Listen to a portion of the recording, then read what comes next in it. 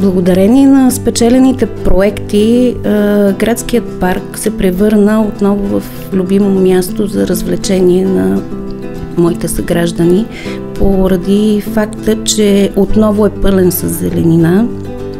Има много съоръжения, където малките деца играят.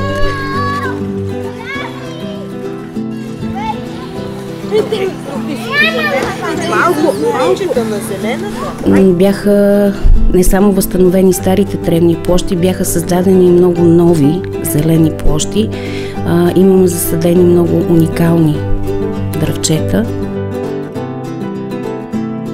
Сега, когато се разхождам в парка, изпитвам спокойствие, дори и в късните часове на нощта, защото паркът е осветен невероятно.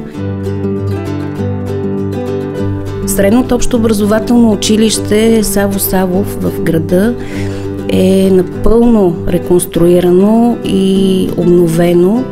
То се превърна в едно бижу на нашия град и смело мога да заявя, че това е едно наистина европейско училище, такова каквото трябва да бъде. В училището, благодарение на санирането, което беше направено цялостно, на подмяната на дограмата, енергийните разходи намаляха значително. Аз съм Галя и избирам Европа.